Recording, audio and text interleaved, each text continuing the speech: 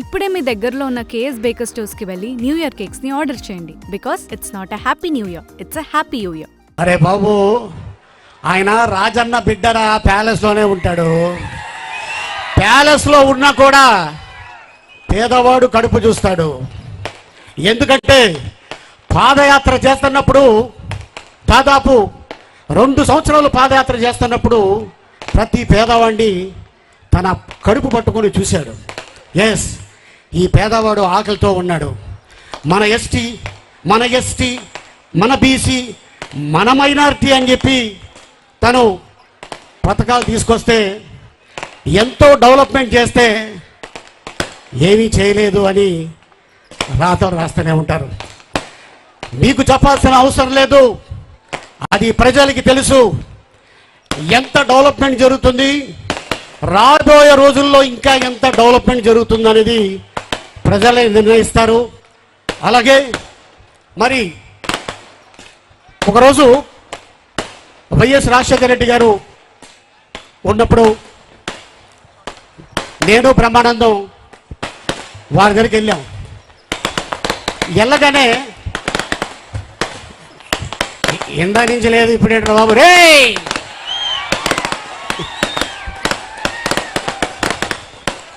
Okay నాకు తెలుసు అన్నంటే అభిమానం, అలాగే ఇక్కడున్న నాయకులున్న కూడా అంత అభిమానం. బ్రహ్మానందం గారు నేను రాజశేఖర గారి దగ్గర వెళ్ళగానే ఏంటి ఇద్దరు ఒకేసారి వచ్చారని అడిగారు. అరే నువ్వు చెప్పరా అన్నారే. నేను చెప్పా, సార్ ఏం లేదు, నేను బ్రహ్మానందం హైదరాబాద్లో ఆయన 1 ఎకరం నేను 1 ఎకరం కొనుక్కున్నామండి. మా ల్యాండ్లో నుంచి లారీలు బస్సులు వెళ్ళిపోతున్నాయంట అన్న. ఆయనకి అర్థం కాల, లారీలు బస్సులు వెళ్ళిపోవడం ఏంటి అన్నారు. ఏం లేదు సార్, అది ఔటర్ రింగ్ రోడ్లో మా ల్యాండ్ పోతుందంట అన్నాను.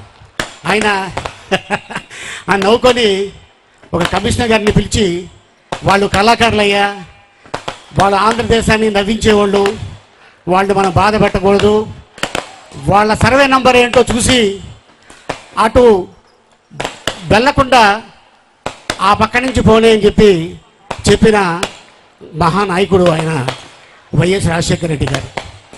మరి ఆయన మన చుట్టం కాదు, ఆయన మన పట్టం కాదు, అయినా కూడా ప్రతి పేదవాడి ఇంట్లో దేవుడు ఫోటో పక్కన ఆయన ఫోటో ఉంటుంది.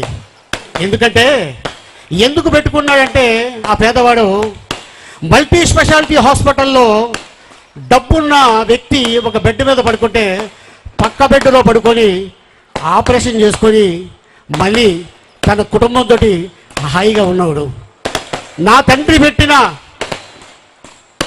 ఆ స్కీమ్ని నేను ఎందుకు కంటిన్యూ చేయకూడదని చెప్పి జగన్మోహన్ రెడ్డి గారు ఈ రోజున ఆరోగ్యశ్రీ ఆ కార్డు ఇంకా కంటిన్యూ చేస్తూ దాదాపు 25 లక్షలు ఇవ్వడం జరిగింది. ఇందాక వచ్చే దారిలో వైఎస్ఆర్ గృహాలు చూసా. ఎస్, ఎందుకంటే ప్రతి పేదవాడికి అవసరం ఇల్లు, ఒక చిన్న గూడు. ఆ ఇల్లుంటే చాలు, మనం గంజి తింటున్నావా, బిర్యానీ తింటున్నావా, పక్కోడికి అవసరం లేదు. నేను కూడా ఒక సాధారణమైన కుటుంబం నుంచి వచ్చినండి. నా తండ్రి టైలరు. ఆ టైలరు పిల్లలు ఎక్కువ మంది ఉండటం వల్ల అద్దీంట్లో ఉంటే ఎక్కువ రెంట్ కట్టాల్సి వస్తుందని చెప్పి ఒక 2-3 మిషన్లు అమ్ముకొని ఒక స్థలం కొనుక్కొని ఒక చిన్న ఇల్లు కట్టుకున్నారు.